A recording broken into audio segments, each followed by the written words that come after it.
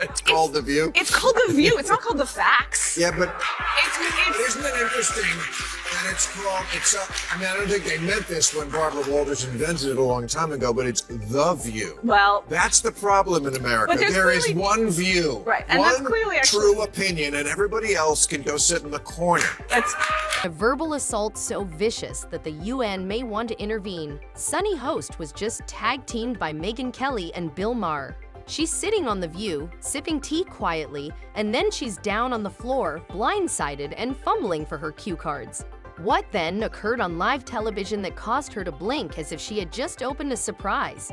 Let's just say this wasn't your typical daytime argument, a 5-figure Wi-Fi bill. Every second of this altercation was pure pandemonium, confrontation, and television gold, with more turns than a reality show penned by over-caffeinated interns. Hold on tight. They're disgusting. She's Anna Navarro, in your wildest imagination, you could never solo host a show. You will only ever make it as part of an ensemble, and you could never hope to achieve the success that Tucker Carlson has. So you can sit in your little cheap seats all day long and enjoy your little negative henpecking, but your careers are going nowhere, and Tucker is about to die. Two individuals who never need an excuse to be direct, Bill Maher and Maher Kelly, decided they had had enough of Sunny Host's purported intellectual superiority. Sunny's assured posture began to falter quickly as Maher Kelly cut through arguments with the dexterity of a judicial knife, and Maher delivered his signature bone-dry sarcasm like a desert wind. Her soapbox resembled a cheap IKEA stool with half of the fasteners gone. It felt more like an academic demolition derby than a debate, asterisk, and poor Sunny arrived with glitter glue, while the others arrived with rhetorical bulldozers. Whoopi Goldberg, because I got so many texts this week because she attacked me the week Yeah, before. sure. So everybody was like, "Oh, Bill, I get you're enjoying the karma." First of all, I'm going to talk about this at the end of my show next week, teaser. But there is no fucking thing as karma, okay? Get over that. Whoopi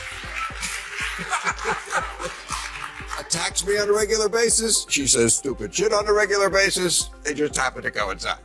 But Using her legal degree as a smugly polished lightsaber, let's begin with Sunny's go-to move.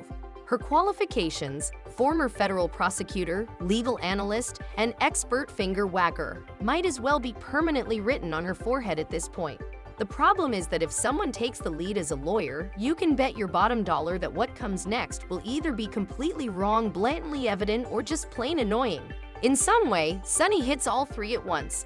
It's like seeing a legal TED talk with moral superiority and stick day facts running the slide. Hot mess that they air in the mornings, called The View, had to issue not one, not two, not three, but 4 corrections, legal corrections, 4 legal notes. Not to mention what they did at that debate, where once again, they tried to fact check only one side, and then when their fact checks got fact checked, they cowered. They cowered in fear. I mean, this is a pattern. Sunny has a remarkable ability to transform almost any subject into weather reports, which makes her very charming. She could see a video of a puppy being rescued and yet find a way to connect it to systematic oppression. TikTok turns everything from the right refrigerator temperature for mayonnaise to a lecture on racial injustice. Even Whoopi, who has witnessed it all, seemed to want to remove her microphone and leave the stage. It's like seeing a walking, talking Twitter thread. Loud, theatrical, and fervently dedicated to purposefully missing the point. Sunny's perplexity. It's infectious in addition to being obvious. term you want. okay. Because maybe that is a word that's triggering, and so let's not use that word. I don't know, want to call it the super far left, but don't tell me the left Maybe had. the super far right. Well, he's Well, talking about the left. Well, then Okay, but we talked about that. I mean, I think we agree about the danger of the super far right, and I can't say it enough. I think they're the bigger threat. But don't tell me that the left hasn't changed. I mean, I'm old enough to remember when it was the conservatives who hated the Jews. yeah. In addition to being challenged, Sunny Hen was swept up in a full-fledged intellectual demolition derby. Her trademark grimace of moral dissatisfaction was the only item she was able to take with her. Strong opinions are one thing, but Sunny's whole style is to turn every interaction into a sermon from the mound of condescending. Instead of speaking, she is acting as the prosecutor, the jury, and the applaud sign simultaneously in her own courtroom scenario. The issue is that Megyn Kelly and Bill Maher don't adhere to that plan. They can make their points without standing ovations. Like a wrecking team, they offer facts, wit, and reasoning, and then Sunny's TED Talk enthusiasm vanishes into terrible improv with no laughs and no way out. She simply becomes louder, as if volume equates to intelligence, even when confronted with fundamental truths. And finally, Newell, stop saying that Whoopi Goldberg getting yanked from The View right after she attacked me on The View is karma. There's no such thing as karma, sorry. Sorry, but life is random. The only word to describe it when a big game hunter gets trampled by an elephant and then eaten by lions is hilarious. Maher took a seat. Experienced and unconcerned, he wore the aloof grin of a professor reading another first-year essay called Why I'm Always Right. There was no need for him to interrupt. With every sanctimonious breath, Sunny's speech was collapsing under its own weight, plunging farther and further into a rhetorical abyss filled with theatrical fury, cliches, and the distinct odor of self-congratulation. Next up was Megyn Kelly, who was composed, incredibly smart, and practically surgical. She quietly deconstructed the performance, layer by layer, one serene slice at a time, without raising her voice since she didn't require drama. When she removed the fox's gravis, she exposed a hollow echo chamber of recycled fury masquerading as intelligence. I had a discussion on The View about world superpowers from the sound of it. That's how they got into it. And Sunny Hostin made some comments about patriotism and America and Black America. It's all in there, Jason. I mean, it's all in there. I'm going to tee it up. It starts with Alyssa Farah, who's supposed to be the Republican commentator, and then you'll hear Sunny jump in. Listen. If America is not the #1 global power, it's not going to be Denmark. It's going to be communist China, a country that right now the government is imprisoning Uyghur Muslims in concentration camps. It is a deeply racist government. It's a human rights violating government. It is a government that if they are the leader of the free world, we are not a free world the way that we are right now. So the notion of patriotism and the notion of America and the American flag has been co-opted by the right as if they are true patriots. But when I listened to Christopher Wray, the head of the FBI, he said white supremacy is the biggest domestic threat to this. When someone like Megyn Kelly subtly pokes a hole in that inflated bubble, the deflation isn't just noticeable, it's immediate and irreversible. What follows isn't a minor blunder or a simple rhetorical slip. Rather, it was an ideological faceplane in slow motion, because when your entire persona is supported by the flimsy scaffolding of moral superiority, even the slightest pushback feels like an earthquake. And this time, that delicate house of cards didn't just shake. It collapsed spectacularly awkwardly and in full view of everyone watching. Sunny's entire tactic is based on one unspoken rule. She thrives in monologue rather than dialogue. Will be sworn in as the 47th President of the United States, yay, on January 20th of this month.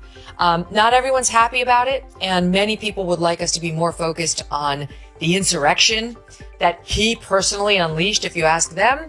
As we discussed earlier, they think it's as bad as like the Holocaust, and you don't have to take my word for it. Here is Sunny Hostin of January The View 6th was an atrocity. It was one of the worst moments in American history. And when you think about the worst moments in American history, like World War II, things that happened, like the Holocaust, chattel slavery. Yeah, the January 6th is right up there next to the Holocaust. It's very amazing how consistently Sunny Hostin's voice jumps an octave the instant Megyn Kelly's name is spoken. Her very presence appears to set Sunny off like a fire alarm in a meditation room. Megyn has the ability to express information in a whole phrase, which is a unique and somewhat scandalous capability in the View environment. Logic is viewed as dark magic on that set. While Sunny clutches her pearls over yet another hypothetical political apocalypse, you are almost a threat to national security if you cite data without a bay hair flip or a theatrical outburst. Vade Vibes and MSNBC are the sponsors of this week's edition. Infuriatingly and quietly, Megyn brings receipts, utilizes data, cites references, and speaks without yelling.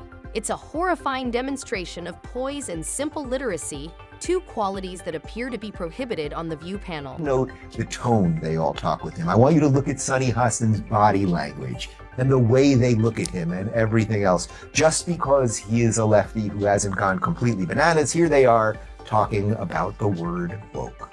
The term woke has been, in my view, co-opted by the right and weaponized and bastardized. And so I was surprised to hear you use the term because historically, as you know, because I think you're quite brilliant, that woke is a word used by the Black community to note that we must be aware of social injustices. But words And so migrate. why is that a bad thing? It's not a bad thing, and originally that was absolutely a great thing. Alert to injustice, who's not for that?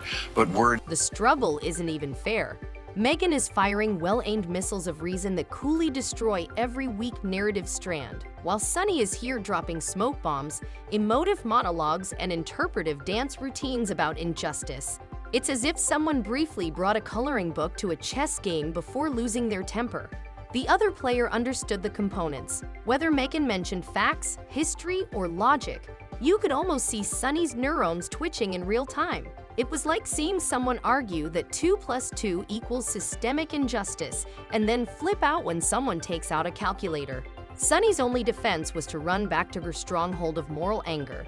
She might have said, "How dare you bring maths into this?" Not to mention Sunny's battle against comedy. She responds to sarcasm as if it were a federal violation, which is surprising for someone who professes to understand law and society. For her, a shrewd remark is really a hate crime, and satire is assault. Goldberg was angry when Alyssa pointed out that Trump went to the funeral of Officer Diller on Long Island, and Joe Biden went to a podcast. Look at Whoopi Goldberg's reaction. Choose what you like there, but for Republicans, it was good imagery. Really? One day later, yes. And I'm asking that because I was so offended because you know who showed up. Yeah. And he was, whether he was asked or not, this But he is a was man who invited. didn't care what happened to the officers on January 6th. She promotes Joe Biden and Kamala Harris every day on that show. Trump wasn't supportive enough of the cops who were, yes, in danger on J6. How does that explain their behavior on a daily basis?